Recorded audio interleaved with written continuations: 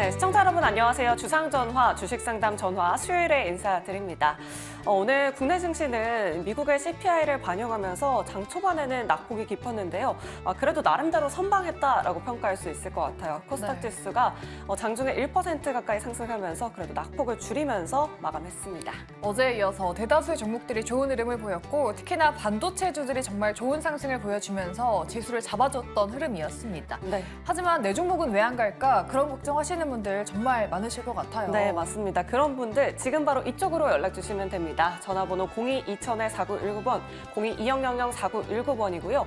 또 문자 메시지 샵 2034로 종목명, 매수가 비중 보내주시면 저희 전문가분들이 냉철한 상담 도와드리도록 할 테니까요. 여러분들의 많은 참여 부탁드리도록 하겠습니다. 네, 그리고 여러분들의 포트폴리오도 전체적으로 저희가 상담 도와드리고 있습니다. 내 포트 상담 받고 싶으시다 하시는 분들은 아래 나가고 있는 문자 번호 또는 이메일로 보내주시면 저희 전문가분들께서 시원한 상담 도와드리고 있으니까요. 여러분들의 많은 참여 부탁드리도록 하겠습니다.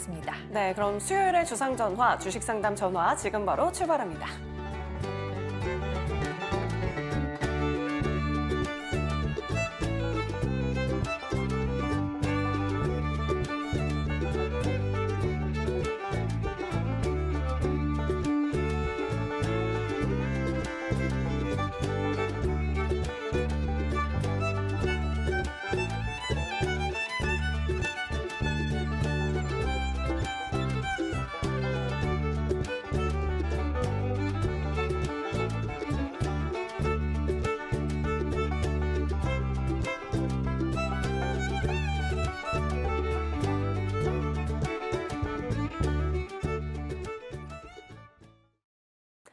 네, 오늘 하루 핫했던 이슈들 살펴보는 하루장터 시간입니다. 오늘 여러분들의 고민 해결사가 되어주실 세 분 먼저 소개해드리도록 할게요.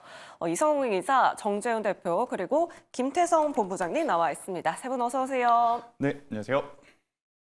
네, 일단 시장 이슈부터 짚어보도록 하겠습니다. 첫 번째 이슈부터 바로 만나보시죠. 역시나 미국의 CPI입니다. 물가가 좀비처럼 참 잡히지 않습니다.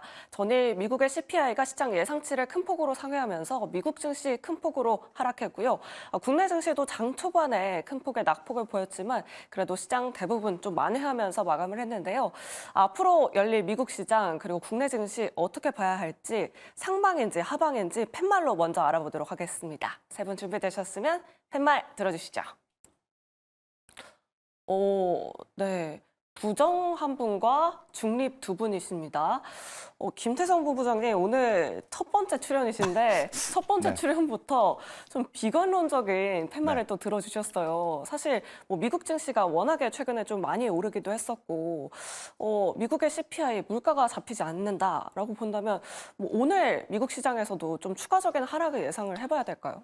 일단 미국 시장은 미국 시장대로 저는 우리나라 시장은 우리나라 시장대로 좀 봐야 되지 않을까라는 생각이 듭니다. 그 이야기는 뭐냐면 같이 올라갔다라고 하면 상관이 없겠습니다만 우리나라 증시 같은 경우에는 미국 증시가 굉장히 강한 모습을 보였음에도 불구하고 같이 올라가지 못했었죠. 지금 미국 같은 경우에는 사실 충분히 차익 매도라든지 실망 매도 물량이 나올 수 있는 타이밍에서 어떠한 이 매도 물량이 나올 수 있을 만한 명분이 지금 주어졌기 때문에 그들의 조정은 조금 더 길어질 가능성이 높다라는 생각이 들고 있고요. 대신에 이제 급격하게 이제 가격 조정이 나온다라기보단 현재 구간에서 일부 그동안 이제 상승이 강했었던 종목군들 안에서 저는 매도 물량이 나오는 건강한 조정이 좀 나올 수 있지 않겠는가라는 생각이 들고 있고요.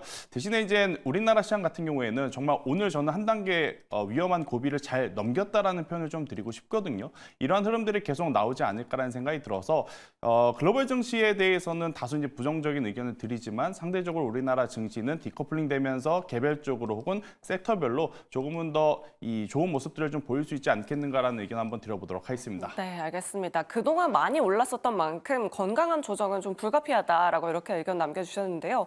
그럼 중립 들어주신 이성웅 이사님께도 한번 여쭤보도록 할게요. 국내 증시에서 오늘 장 초반에 외국인의 매도세가 좀 거셌습니다. 그래도 장 막판에는 매수로 전환을 했는데 그동안 참 저 PBR 관련주로 매수세가 참 많이 들어왔던 터라 좀 불안불안한 감이 없잖아 있는 것 같아요. 선물 쪽에서도 좀 매도를 하고 있는 것 같더라고요. 어떻게 좀 전망해 보면 좋을까요? 거래소, 코스닥 모두 추세는 깨지 않는 흐름이 나타났어요. 거래소 기준에서는 단기 이평을 지켜주는 흐름이 나타났습니다. 미국의 CPI를 대입을 해봤을 때 주거 비중이 65%까지 올라왔죠. 이 부분은 골드만삭스의 해석으로는 이제 월별 데이터를 대입을 해봤을 때 연속성은 낮을 것으로 봤어요. 그러면서 미국 시장 같은 경우는 조정이 나왔습니다. 단기평을 이탈하는 흐름이 나왔는데 여기에 대한 데이터는 5월의 금리 인하에 대한 기대감이 낮아진 측면, 반면에 다우 반도체 지수는 깨지는 흐름이 나타나지는 않았어요. 단기평에 대한 지지 구간까지 위치를 하고 있다 보니까 우리나라 시장에서는 오늘 외국인 수급 추이를 좀 보려고 했습니다. 코스닥 기준으로 3천억 이상 매도가 나타났다라고 하면은 시장 변동성이 커질 수 있었을 텐데 그런 흐름이 연출되지 않았고, 반면에 거래소는 우리가 배당 성향이 증대된 기업들, 그다음에 주주 친화적 정책을 내세운 기업들 같은 경우에 주가가 시장 대비해서 약했어요. 오늘 단기평을 이탈한 종목들이 꽤 있습니다. 시장의 성격 같은 경우가 저 PBR 관련주는 지금 첫 번째로 단기평 이탈을 했습니다. 여기에서는 강한 매수가 아니라는 점, 보유하고 계신 분들은 한 30% 이상 수익이 발생을 하셨을 텐데 서서히 이제는 차익 실현을 준비하는 구간이라는 말씀을 드리고요. 이 부분을 감안하더라도 거래소 같은 경우도 상대적으로 지수가 덜 빠졌어요.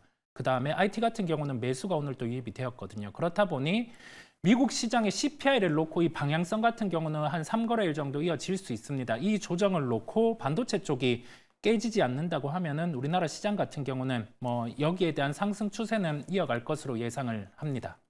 네, 알겠습니다.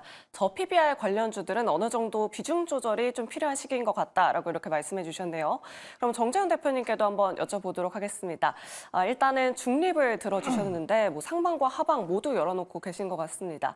만약에 지수가 조금 더 하락하고 많은 업종들이 하락한다면 지금 이 기회에 좀 담아보면 좋을 만한 종목들 어떤 것들 있을까요? 요즘에 반도체도 잘 가고 저 PBR 섹터도 잘 가잖아요. 예, 일단 시장에 있어서의 주도하고 있는 그런 섹터라고 좀 볼 수 있는 것은 일단 반도체 쪽이라고 좀 보셔야 될 것 같아요. 근데 인공지능에 이제 특화된 그런 기업들이 주가의 흐름들이 좀 양호한 그런 모습들을 보여주고 있는데요. 지수가 우선 미국 시장이 좀 제법 올라갔던 그런 상황들이기 때문에 조금 부담은 좀 있습니다. 다만 이제 조정을 좀 받는다고 해서 올해 1월 달 같은 그런 깊은 조정을 좀 받는 것보다는 많이 조정을 받게 되면 2,500대 중후반 정도의 조정이 좀 나올 수 있지 않을까라고 좀 보여지고 있습니다. 그러면 그때 좀 매수를 해봐야 될 부분들은 여전히 반도체 쪽의 종목군들이 아닌가 그렇게 좀 보여지고요. 그러니까 단기적인 흐름들로 놓고 봤을 때는 반도체 쪽이 좀 제일 강하지 않나라고 좀 생각을 하고 있습니다. 이제 근데 여기서 좀 고민을 해봐야 될 부분들은 엔비디아의 실적 발표가 다음 주에 있습니다. 그때 엔비디아 주가 흐름이 어떻게 되는지에 따라서 우리나라 반도체 기업들도 향방이 좀 엇갈리지 않을까라고 좀 보여지거든요. 그렇기 때문에 지금과는 따라가는 전략은 좀 좋지는 않은 그런 상황들이고 조정을 좀 받았을 때 매수를 해보는 그런 전략이 좀 좋지 않나라고 좀 보여지고, 나는 조금 안정적으로 좀 생각을 한다라고 하게 된다라면 저는 2차 전지 쪽도 괜찮다고 좀 생각을 하고 있습니다. 종목 방송 이 상담 프로그램을 출연하면서 점차적으로 2차 전지에 대한 상담을 하거나 그런 투자자분들이 없습니다. 그렇다는 얘기는 개인 투자자분들이 많이 떠났다라고 좀 볼 수가 있을 것 같거든요. 개인적으로는 우리나라에서 가장 크게 성장할 수 있고 롱턴 할 수 있는 긴 시간 동안 좀 상승할 수 있는 그런 섹터는 2차 전지 쪽 섹터라고 저는 생각을 하고 있기 때문에 길게 보게 된다면 2차 전지 섹터도 괜찮고요. 소재 쪽뿐만 아니라 부품 쪽이나 장비 쪽도 좀 괜찮다라고 좀 생각을 하고 있고요. 나는 그냥 좀 적당히 먹고 싶어라고 한다라면 오늘 로봇주들이 좀 강한 그런 모습들을 좀 보였습니다. 근데 챗GPT 관련 종목군들은 서서히 좀 바닥을 다지고 있는 그런 모습들이거든요. 그런 순환매적인 측면을 놓고 봤을 땐 그런 종목군들도 나름대로 좀 괜찮지 않을까 그렇게 좀 말씀드리겠습니다. 네, 알겠습니다. 이렇게 매크로적인 이슈들 짚어봤습니다. 정재훈 대표님은 2차 전지 반도체 섹터를 탑픽으로 또 꼽아주셨습니다. 자, 그럼 계속해서 두 번째 이슈도 바로 만나보도록 할게요. 2차 전지 이슈입니다. 오늘 희비가 굉장히 엇갈렸는데요. 에코프로 그룹주, 포스코 그룹주들은 하락세를 연출한 반면에 전해에 관련된 기업들은 급등하는 모습 보여줬습니다. 오늘 엔캠이 특히나 코스닥 시가총액 4위까지 장중에 올라왔었는데요. 이 엔캠의 질주 어디까지 갈 수 있을지 긍정인지 부정인지 팻말로 먼저 들어보도록 하겠습니다. 세 분 어려우시겠지만 팻말 준비되셨으면 들어주시죠. 올중립이 나왔습니다. 옆에서 한숨을 너무 깊게 쉬신 것 같아요. 이 부분은 일단 김태성 본부장님께 한번 여쭤보도록 할게요. 사실 뭐 전해액 같은 게 리튬이랑 다르게 FEOC 가이드라인에서 네. 뭐 광물이 아니라 부품으로 분류가 된다라고 해서 좀 수혜를 예상하고 있는 상황이잖아요. 그럼에도 불구하고 주가가 조금 과도하게 오른 거 아닌가 싶긴 하거든요. 어떤 의견 주시겠어요? 일단 이 세 자리 중에 여기가 제일 안 좋은 것 같습니다. 일단 제가 1번입니다. 가장 네. 먼저 좀 대답을 해야 되는 위치인 것 같은데 일단 전체적으로 좀 히스토리를 좀 말씀을 드려보면 결국 이제 미국의 IRA 법안에 대한 이제 가장 큰 수혜를 받을 수 있는 쪽이 이 소재냐 부품이냐 이제 이야기가 좀 말이 많았었죠. 일단 분리막이라든지 이제 전해액 같은 경우에는 부품으로 취급이 되면서 미국에서 생산을 한 제품에만 한해서 이제 보조금을 받기로 되어 있습니다. 그렇다 보니까 아무래도 이제 엔캠처럼 미국의 이제 공장을 3개에서 4개 정도 이제 가지고 있는 기업이 가장 큰 수혜를 좀 받을 수 있다라는 게 첫 번째 시발점이었다고 좀 보여지고 있고 그런 와중에 미국과 중국이 지금 반도체뿐만 아니라 2차 전지를 가지고도 서로 이제 신경전을 하고 있고 중국 제품에 대해서는 보조금을 지급 안 한다라는 이야기가 좀 나왔었죠. 공교롭게도 이 전에 글로벌 1위부터 3위 기업이 중국입니다. 근데 1위부터 3위를 배제하게 되면 당연히 4위인 엔캠이 떠오를 수밖에 없다라고 좀 보시면 될 것 같고요. 일단 그래도 이 정도의 상승이 나올 거라고는 저도 이제 예측을 하진 못했는데 돌이켜 보면 결국에 이제 2월 MSCI 지수 편입에 대한 기대감 이번에 그리고 이제 지수 편입이 되진 않았지만 다음에 이 엔캠이 되지 않을까라고 하는 기대감까지 이제 섞이다 보니까 가지고 있는 기술력, 실적, 수급까지 이제 완벽하게 좀 맞아 떨어지면서 뭐 숏스퀴즈가 없음에도 불구하고 그런 모습들이 좀 나타나는 현상들이 좀 나타나고 있는데요. 일단 오늘 윗꼬리가 좀 달렸습니다. 그러니까 만약 어제 제가 이 방송에 나왔다라고 하면 조금 더 긍정의 이야기를 좀 드렸을 것 같아요. 하지만 이제 오늘 같은 경우에는 윗꼬리가 이 캔들의 몸통보다 다소 좀 길어 보이는 모습들이 좀 나왔기 때문에 여기서 그럼 내일부터 이제 이 무너진다라기보다는 다소 좀 정체 구간에서 이제 수급 방향성을 좀 보시면서 우리가 대응을 해야 되는 그러한 변동성이 나오지 않겠는가라는 의견까지 한번 들어보도록 하겠습니다. 네, 알겠습니다. 어제는 또 장대 양봉을 그렸었는데 오늘은 윗꼬리를 좀 길게 단 모습입니다. 그러면 이성웅 이사님께도 한번 여쭤보도록 할게요. 엔캠이 아무래도 개인 투자자분들의 사랑을 또 한 몸에 받고 있는 종목이거든요. 다른 전액 관련된 기업들 그리고 엔캠 투자 전략 어떻게 세워보면 좋을까요? 캐파 비교를 한번 해보면 엔캠이 2025년 증설까지 한다라고 하면은 105만 5천 톤의 캐파를 가지게 되고요. 솔브레인 홀딩스는 올해 말 내년 초 관련해서 증설 대입을 하면은 10만 톤 기준. 동아기업이 8만 6천 톤입니다. 그러면 올해 엔캠이 예상되는 영업이익이 1,660억 정도예요. 시장 점유율상으로 지금 4위인데 1위에서 3위를 앞지를 수 있는 캐파가 2025년 기준으로 대입이 되거든요. 그랬을 때는 시가총액 기준으로 한 6조까지도 상승은 가능해요. 이 부분을 논리를 놓고 보면. 근데 지금 올해 실적을 놓고 보면 한 4조 8천억 원. 밸류로는 우선은 거의 다 왔다라는 생각이 듭니다. 4조 8천억에서 5조 정도. 근데 여기에서 수급으로 또 땡겨 올리면 뭐 장사는 없죠. 더 올릴 수는 있는데 밸류로 봤을 때는 어느 정도 목에 찬 상황임을 기억을 하시면 되겠습니다. 네, 알겠습니다. 투자전략 꼼꼼하게 확인해 보시면 좋을 것 같고요. 또 정재영 대표님은 앞서서 이제 조정이 나오면 비중을 실어볼 섹터로 2차 전지를 꼽아주셨잖아요. 엔캠 말고도 뭔가 제2의 엔캠, 제2의 솔브레인 홀딩스가 될 수 있을 만한 기업, 좀 기업으로 파고 들어가 본다면 어떤 기업을 주목하는 게 좋을까요? 엔캠처럼 올라갈 수 있는 기업을 알고 있으면은 제가 이 자리에 안 있죠. 네. 다만 이제 여유를 좀 가지고 보게 되면 곰곰이 좀 생각을 해보면 양극재 쪽을 일단 가장 먼저 좀 볼 수가 있을 것 같아요. 네, 에코프로비엠이나 포스코퓨처엠 같은 경우는 작년 하반기에 좀 상당히 큰 시세가 좀 났었죠. 상반기에. 그리고 난 이제 가격 조정을 좀 상당히 많이 받은 그런 모습들인데 그 이유가 이제 리튬 가격에 대한 하락, 전기차 수요 둔화에 대한 우려감, 그리고 미국 대선에 대한 리스크, 여러 가지 좀 요인들이 있는 그런 상황들입니다. 근데 이 전기차의 산업 자체는 여전히 이제 성장을 해 나갈 수밖에 없는 그런 산업이에요. 그렇기 때문에 지금 구간에서는 굳이 이렇게 겁먹을 필요성은 없지 않나라고 좀 보여지고요. 나는 2차 전지 쪽에 양극재가 싫다라고 하게 된다라면 장비주들 또한 저는 실적이 상당히 좀 좋게 나오고 있는 그런 상황들이거든요. 대표적으로 보게 되면 PNT라는 기업을 보게 되면 수주잔고가 1조가 넘습니다. 그럼에도 불구하고 주가는 35,000원대의 바닥을 치고 이제 반등이 살포시 좀 나와주고 있는 그런 상황들인데 나는 정말 저가에 매수하고 싶다라고 하게 되면 전 PNT 같은 기업도 매수를 해볼 수 있지 않을까라고 좀 생각을 하고 있고요.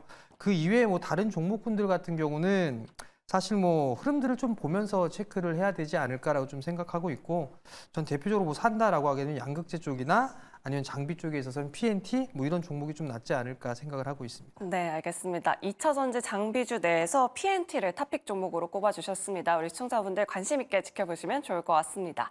자, 지금 정규장을 마감했지만 또 시간의 거래는 활발하게 이루어지고 있습니다. 오늘은 어떤 종목이 올라왔을지 지금 바로 확인해 보도록 하시죠.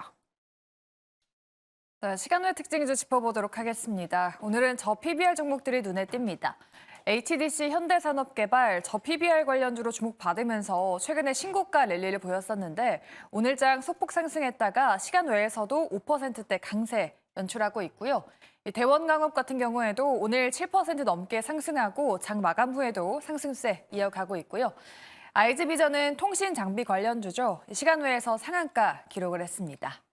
그리고 어제도 시간외 종목으로 올라왔었던 코리아 FT, 현대차가 제네시스를 포함한 주력 모델에 하이브리드를 적용한다라는 소식에 오늘도 급등했는데 시간외에서는 하락세 연출하고 있습니다. 역대 최대 실적을 기록한 롯데 손해보험, 매각을 추진 중이라는 이슈까지 더해지면서 전날 상한가 기록했는데 오늘은 보합권에서 마감한 뒤에 장 마감 후에도 약세 그리고 있습니다. 네, 오늘은 건설주인 HDC 현대산업개발부터 한번 짚어보도록 하겠습니다. 이성웅 이사님께 여쭤볼게요. 이 PF 리스크로 인해서 건설 업황 자체는 아직은 조금 불확실하지만 HDC 같은 경우에는 목표가를 상향하는 리포트가 나오긴 했거든요. 네. 지금도 접근 과연 유효할까요?